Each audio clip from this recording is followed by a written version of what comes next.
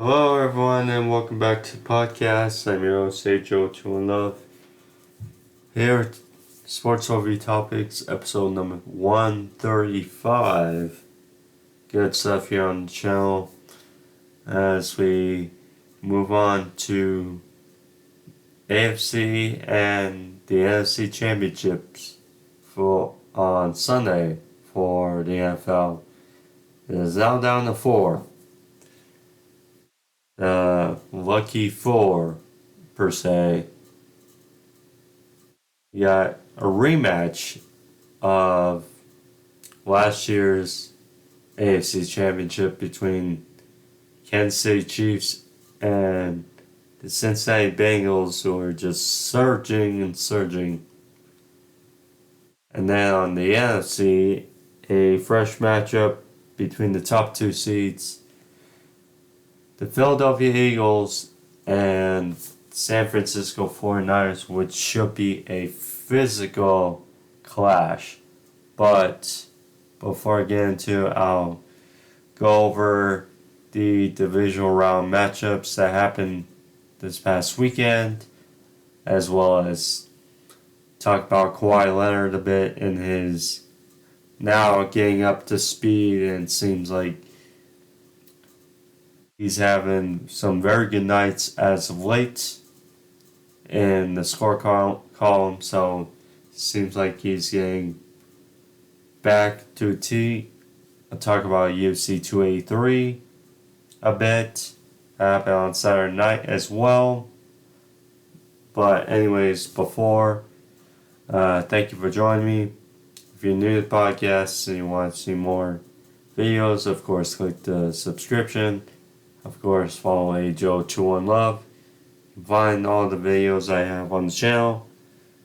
All that and more. So, otherwise, like, subscribe. You guys got the deal. So, let's get started and let's get going. So, start off with the matchups from this weekend. Division round. So we have 4 enticing matchups for the weekend. Started with 8 this weekend. Excuse me. Now we're down to 4. Bless me. We had 2 matchups that were very solid, very good. And then we had 2 not great games, and we got a snow game. So that kind of takes away the bummer away from the Bengals-Bills game. So last week we had all 6 games were very good. At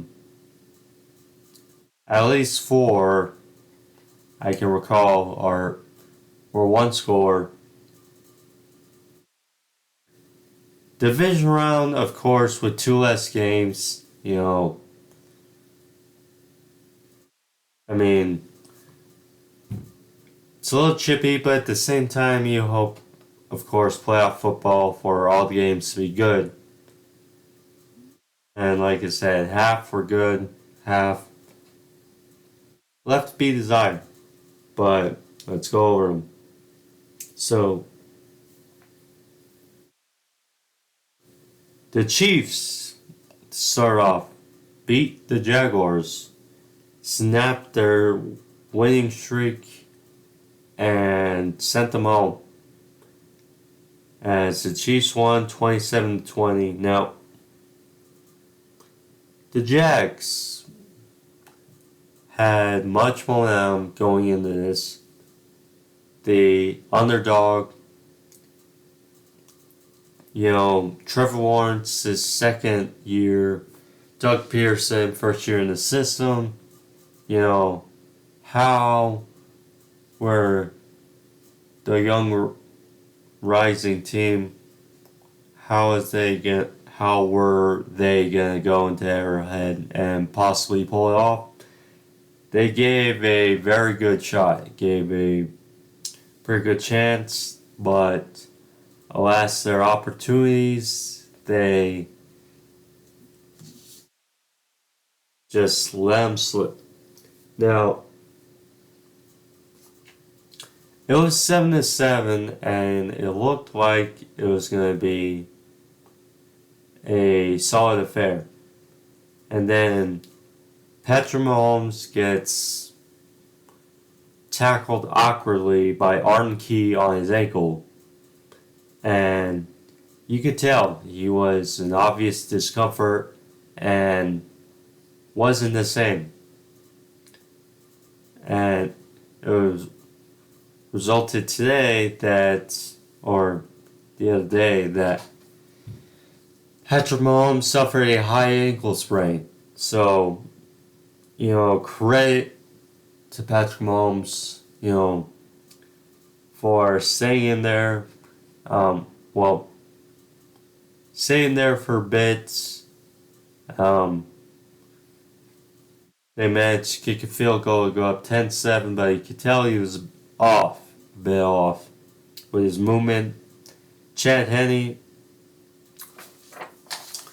This was the first key where, Jaguars had their chance to really make it interesting and had an opportunity with Mahomes being out when Chad Henne. So it was on their 2-yard line. Chad Henne is in. Now, credit to Chad Henne. He's a veteran. He's been there for been in the league for many years, but there's a reason why he's the backup and Patrick Mahomes is starter. But nonetheless, for the Jags to allow a 98-yard drive by Chad Henne. Now, still obviously have the rest of the starters out there, Pacheco, McKinnon, Kelsey, etc. But had a chance and to build some momentum on defense and let it slip away. Pacheco had some good runs, credit to him. But culminating with a touchdown to Kelsey. That was an inkling. Another thing, Trevor Lawrence. Now, this wasn't on him, but, in playoff atmospheres on the road, points matter. We saw it last week when they came back for Chargers.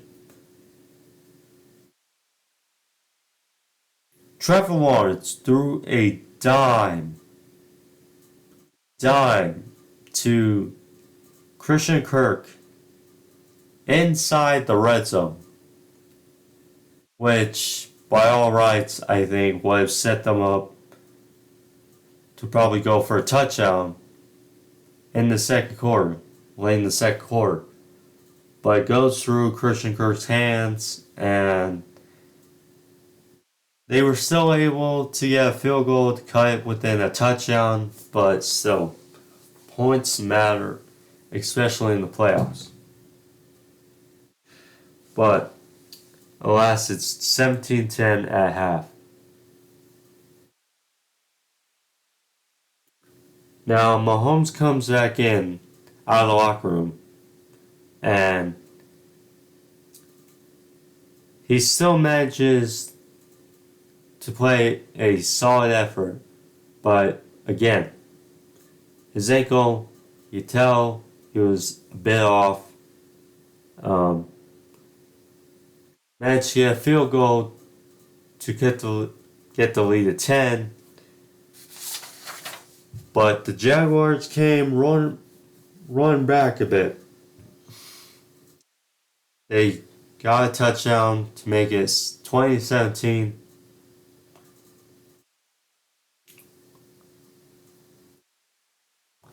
Chiefs fired back with another touchdown drive. Now, the real mistake, I would say, first on Trevor Lawrence. He, 20 minutes left. You're down 2 possessions. Okay. You need the ball. You can't allow any turnovers. And pressure was in his face. He flipped it up, underthrew it, and it was intercepted, and more time was left on the clock. And that was it. The managed to kick a field goal at the end, but couldn't recover an onside kick. There's that. Chiefs get the victory and will host the AFC Championship game again. I mean, missed opportunities for Jags. They made a good fight. There's that drive. Again, they were down inside the goal line or inside the red zone where it was called a fumble. And to my thinking, it wasn't a fumble. I mean, to me, it seemed like more of an incomplete pass, but I digress. Nonetheless, they would probably score at least a field goal on that. Made it obviously different, but Chiefs get the dub. Chiefs get the dub.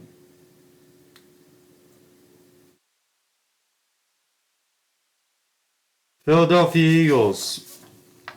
They stormed and they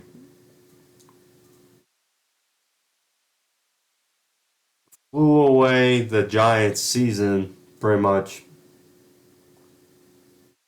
38-7, the rival. It was 28-0 in the first half. Now,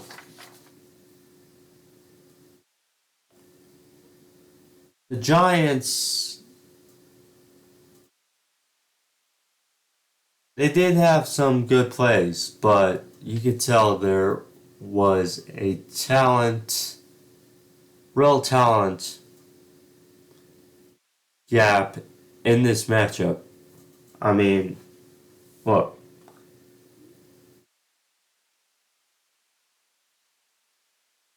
The Vikings, and this fact makes anybody who picked this game kind of cross an eyebrow when they heard of an upset, possibly the Giants over the Eagles.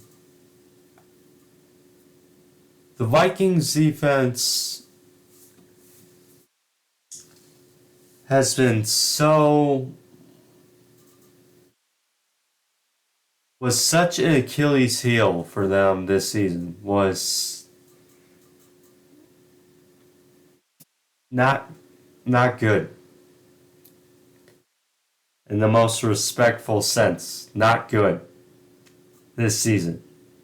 And credit to Daniel Jones, he played his butt off last week versus Vikings, and he was the real difference maker in that matchup.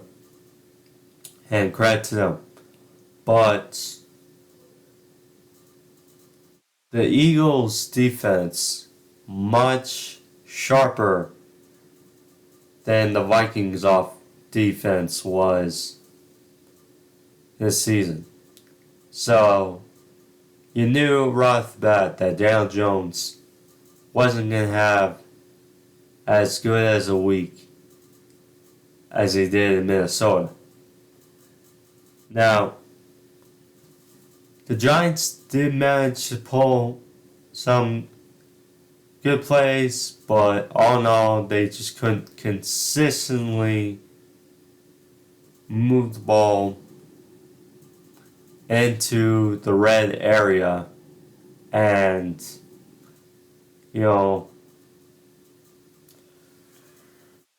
really make it, really impose a threat, I would say, to the Eagles. And really, I was more surprised about the Giants' defense than I was their offense. You knew their offense was going to have not as good as it did against the Eagles. But their defense, I mean, the Eagles have playmakers across the board at pretty much every position. So, I mean, yeah. Sorry about that once. But nonetheless,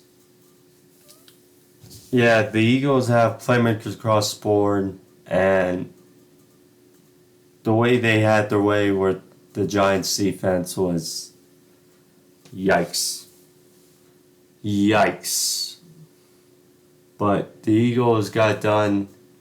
Lane Johnson come back from that torn muscle in his groin. I mean, he's obviously probably still in pain, but still playing. That's really a credit. And now they're hosting the NFC title game. Ooh-wee.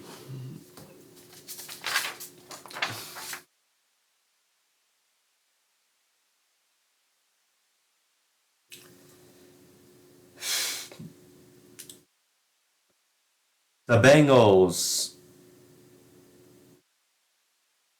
This outcome with the setting and the circumstances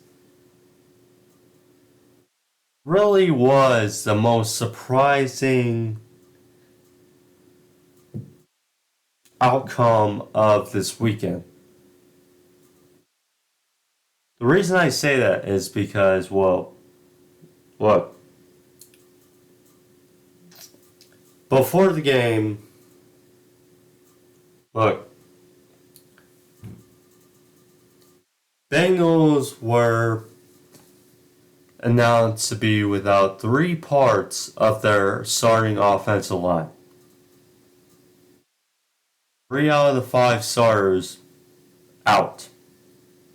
Okay, you got that. Damar Hamlin's first game being there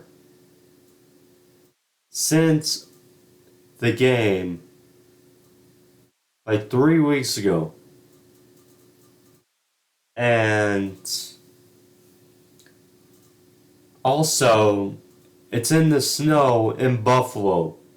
So, right off the bat, you're looking at the circumstances, you're like, this is an emotional stake for Buffalo to really rally and get it done.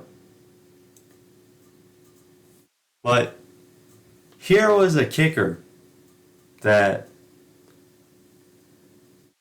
stirred in the Bengals' favor.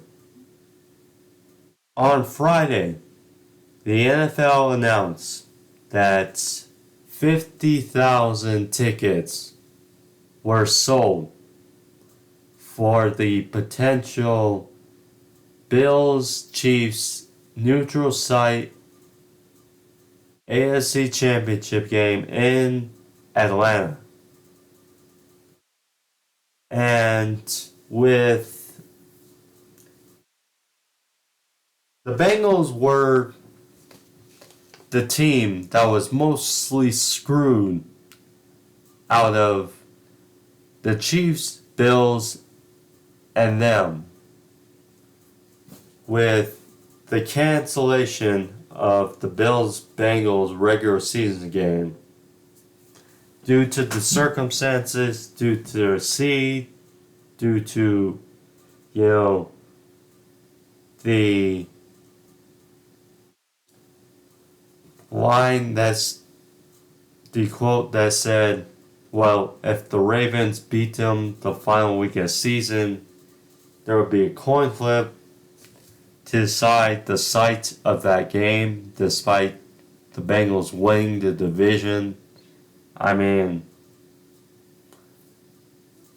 it really stirred up and poked the bear that was the Cincinnati Bengals. And it was an onslaught by the Bengals in the snow. Joe Burrow started off 9 for 9 in the snow. You know, the offensive line buried down the hatchet very well. Joe Mixon had over 100 yards rushing. I mean, defense, I mean, it's still the best, if not one of the best in the league.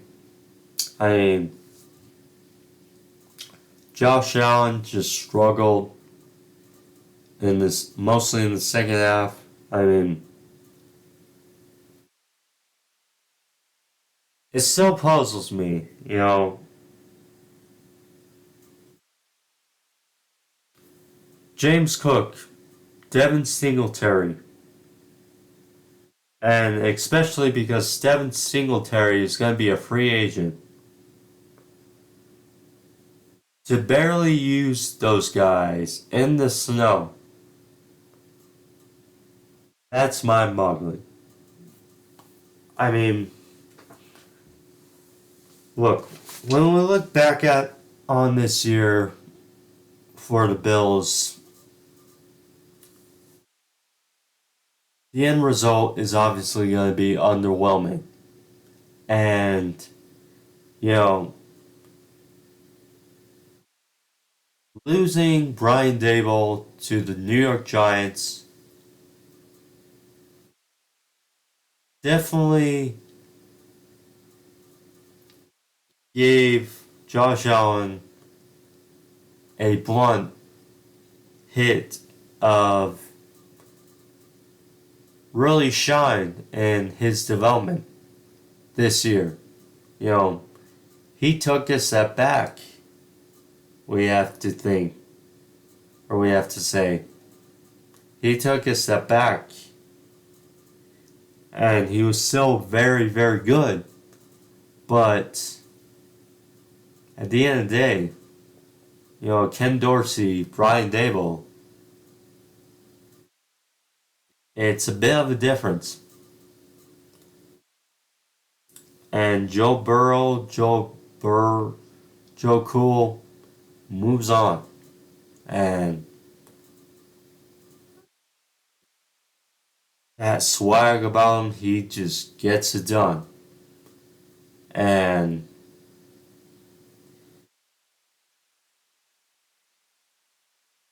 Joe Burrow's better than Josh Allen right now, to me. You know, I wanted the Bills to win it for, you know, obviously would have been like for DeMar Hamlin, but they didn't get it done.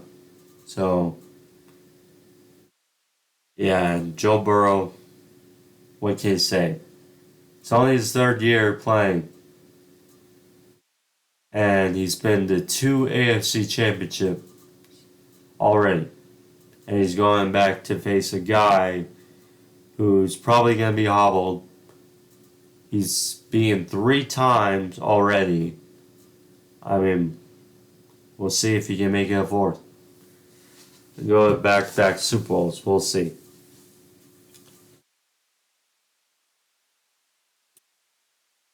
No surprise to me that this was a close game. This felt like a slugfest, sluggish type of game, definitely to say. As the 49ers beat the Cowboys 19-12 and sent America's team once again home. 49ers, for a while, the Cowboys were giving them a good fight and playing their physicality with them. But when it came down to it, the explosive plays and taking care of the ball, Brock Purdy took care of the ball and made plays when they needed. Dak Prescott did not. He did not take care of the football, and he did not make the big plays ultimately when he needed to. I mean,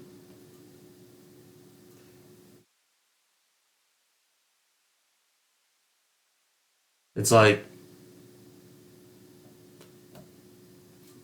the first interception Dak threw, that was just like, why? Especially when he had Zeke in the flat. Why? But he threw it, and that gave 49ers a freebie of 3 points. That's number one.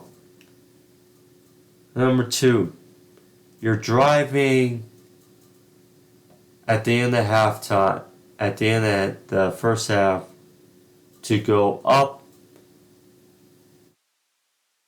at the half to give your team some momentum, real momentum. And you're near the red zone. It's 2nd and 2. And Dak forces it to CeeDee Lamb.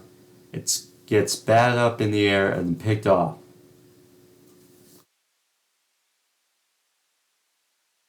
It's a struggle because Dak showed against Tampa the game I was looking for.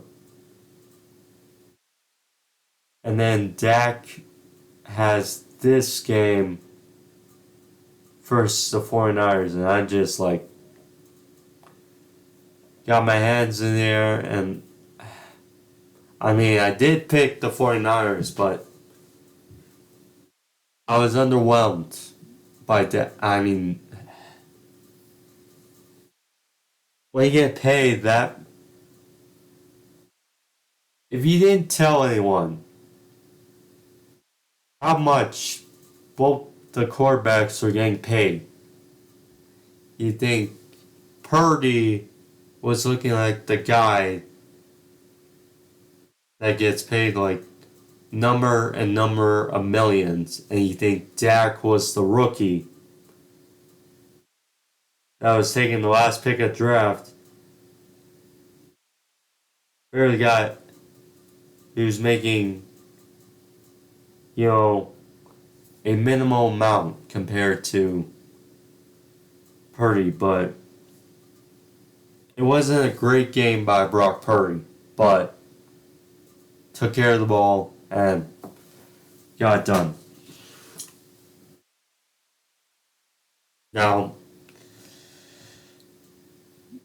besides the 2 picks, I mean, heck, first of all, it should have been another play, which was almost a 3rd pick. Should have been a wide open touchdown to T.Y. Hilton. That's the other thing. Should have been a touchdown. Nope. And then another play, which non-Dak, but what kind of changed the course of the game to a T. Cavante Turbin, who had a great rookie year, selected to the Pro Bowl as a special teamer, as a returner. Y'all know the play. He was returning the ball. It was a blocker, Robbie Gould, and another 49er. If he cuts left, it's just him and Robbie Gould separating him from the end zone. If he goes right, he's got a blocker and he goes to the outside. Instead, Turpin goes up the middle and he gets bumped down and they're like near the 30. Ay. But nonetheless, Cowboys had their chances and didn't get it done. They just did not get it done, and the 49ers held on. It's going to be a real... It's going to be a fist fight between the 49ers and the Eagles. It's going to be a punch in your mouth. It's going to be physical between these. I mean, I might as well preview the game already, but since I'm talking about them, but I mean, just talking about the guys up front, you got on the Eagles, you got Jason Kelce, who, I mean, it doesn't look like his last season.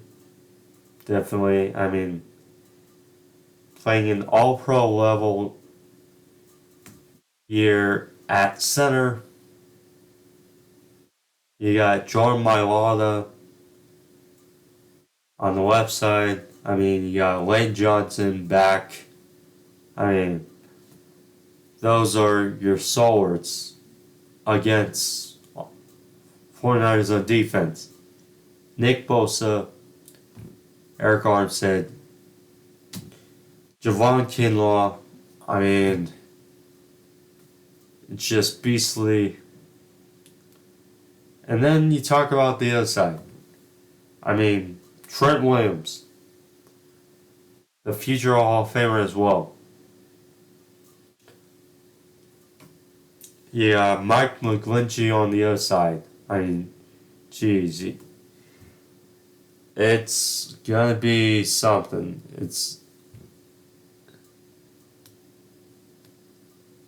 And then you get the Eagles pass rushers. I mean, Josh Sweat, Hargrave, Fletcher Cox, Jordan Davis. I mean, Hassan Reddick. It's going to be a beastly game. Beastly, just up front. It's going to be a beast. I'll make my prediction a little later. I do want to give some shine to the Chiefs-Bengals game. Now, it's the total opposite from what I predicted. I predicted Bills-Jags. I mean, just had a hunch, but it ultimately failed. And instead we're getting a rematch. Now, the big question will be Patrick Mahomes' ankle. And, you know, if he plays, how will he look? And Chad Henne, how much time will we see of him? That's certainly a question. But we'll obviously see on all parameters, that's for sure.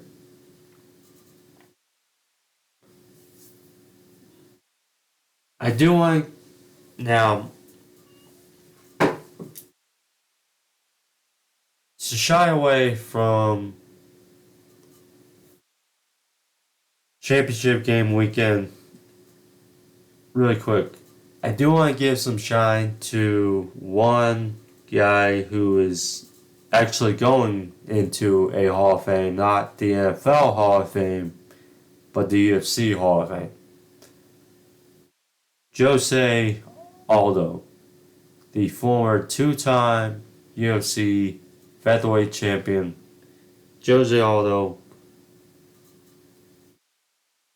who was on a great tear in the UFC and WEC before running into Conor McGregor's left hand. 13 seconds. We know obviously how it happened. But he rebounded. You know, he managed to beat Frankie Edgar. Obviously not once but twice. Then he went down to... He obviously had great wins over Renato Moicano and Jeremy Stevens. He did move down to bantamweight for a good run, but couldn't quite get the title. Lost to Pierre Yan. I mean, certainly has chances, but could not get it done. So it was a great one, and well deserved with Jose Aldo to get into the UFC Hall of Fame.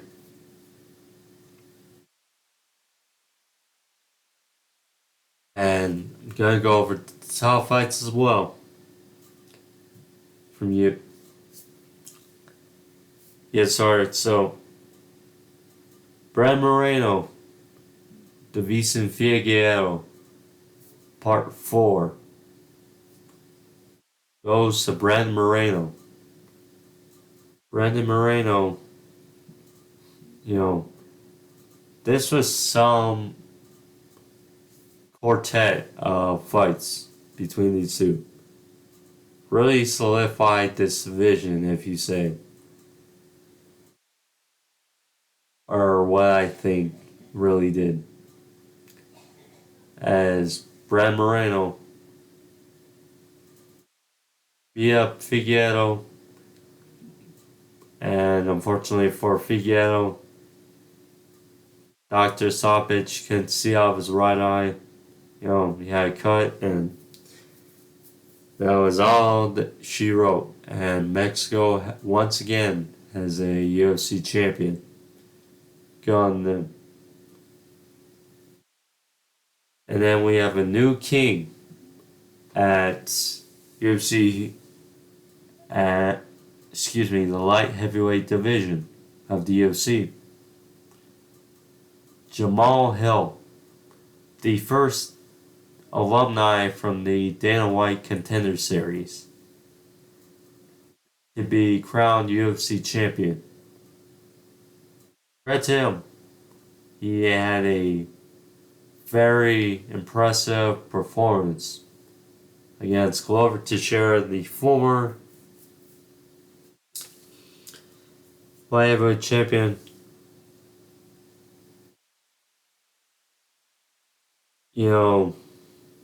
Glover said he was done after that fight. I mean,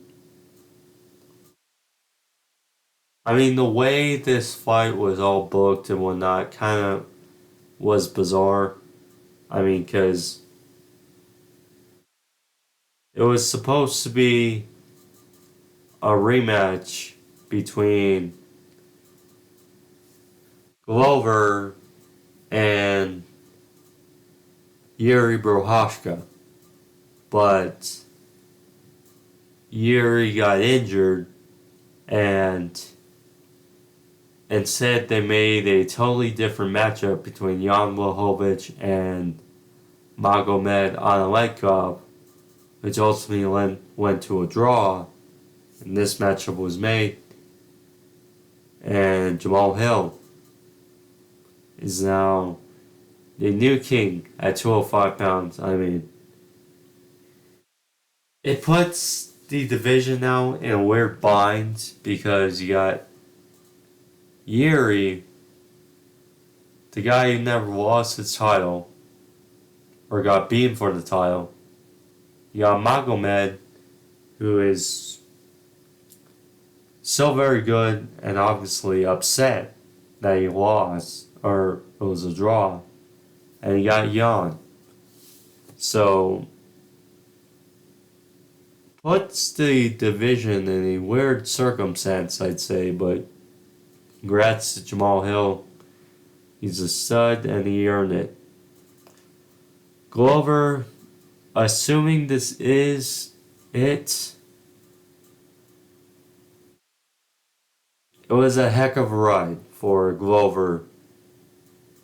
You know, he quietly went to the ranks to get a shot at John Jones his first go around and was unsuccessful. But he kept at it. You know, he lost against Rumble.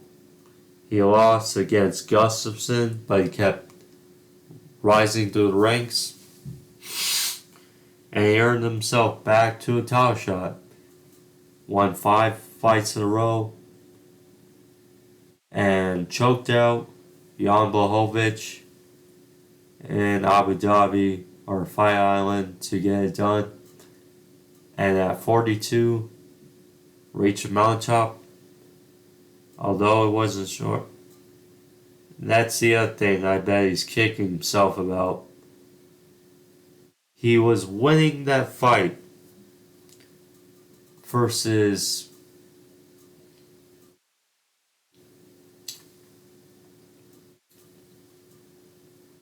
Yuri and going for a submission and managed to be in trouble and get choked out in the final minute of that fight. It's definitely something he's going to be kicking himself about, assuming this is it. But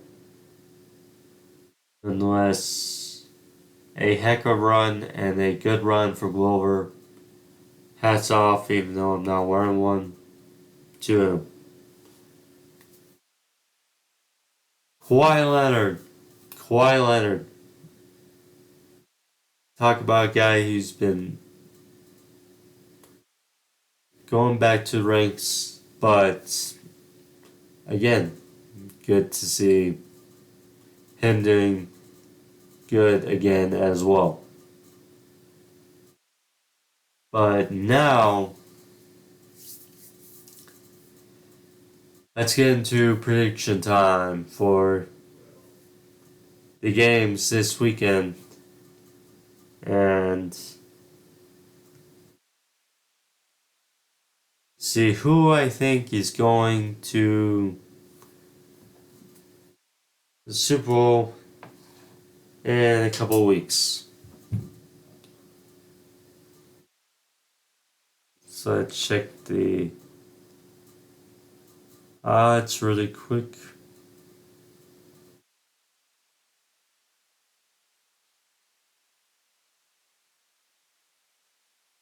One sec. Shoot.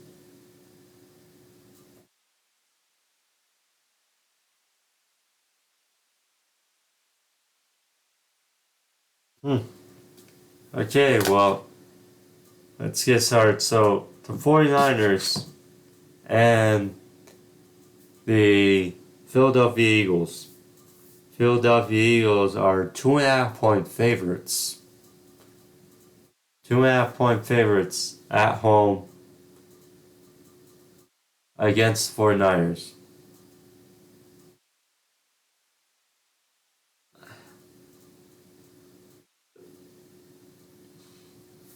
I mean, this is a Super Bowl level matchup in its own.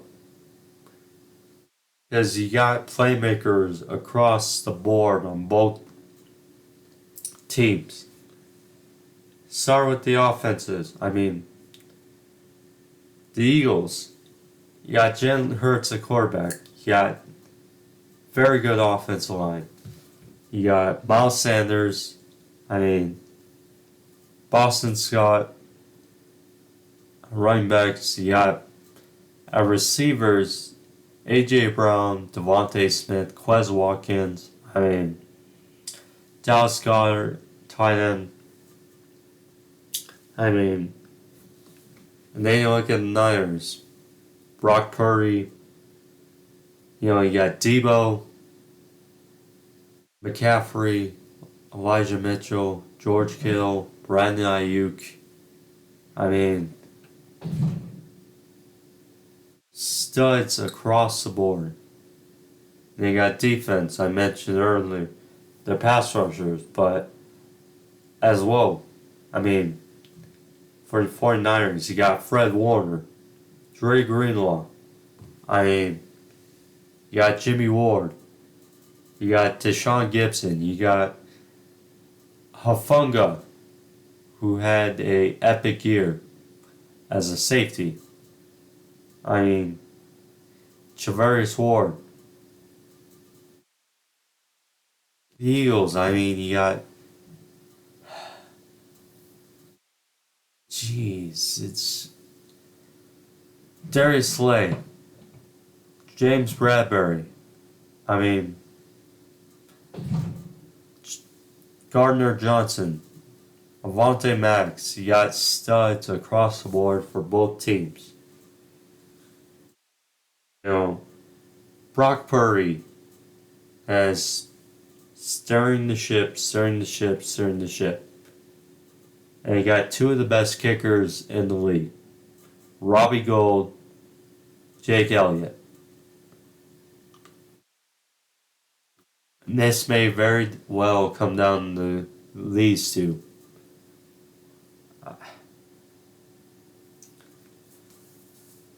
Both great coaches.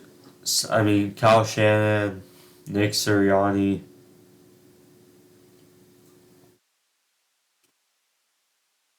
But ultimately, if I have to pick,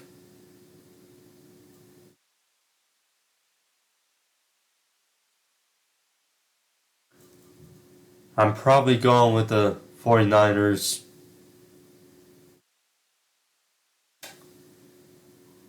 To get it done. 28-26. 49ers get it done in Philly and get to the Super Bowl. There's just a feeling about this team that I don't get it, but the roster is so good, and you know, same with the Eagles.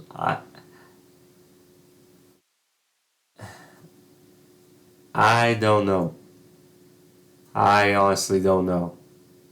But it's going to be a wild and great one. Bengals Chiefs. You know, I tried looking for a line, but with Mahomes' injury, I think that causes concern for people. You know, if Mahomes is hobbled and probably can't play, I figured the Bengals should be favored. But nonetheless, look, Joe Burrow has beaten the Chiefs 3 times. You know, the Chiefs, again, I'll say it. I was more impressed with Patrick Mahomes this year, and certainly his performance against the Jags was gutsy, and they got it done. And certainly impressed me. The fact that they traded away Tyreek Hill, and he managed to get as much production, if not more, out of his receivers. That was credit to them. Credit to them. On the other side, now they're with the Chiefs defense, Chris Jones has been as dominant as ever before. I mean, you know, Derek Nottie, Frank Clark. I mean, George Karlaftis, he's been a nice piece as well. I mean, Nick Bolton has been a tackling machine all throughout the year. Credit to him. You got studs as well across the board. Then you got the Bengals. The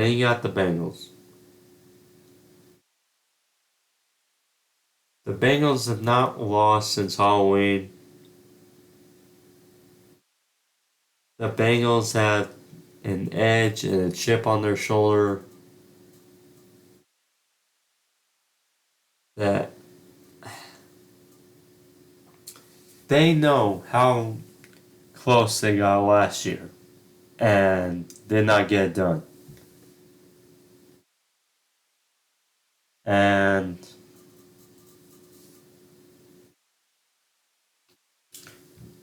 I'm just going with the Bengals.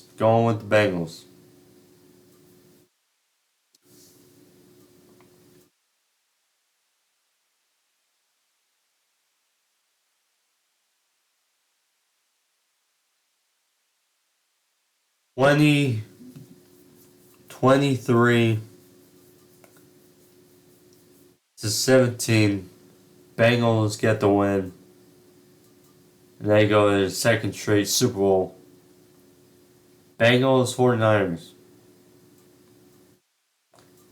The Super Bowl we almost got last year. Almost.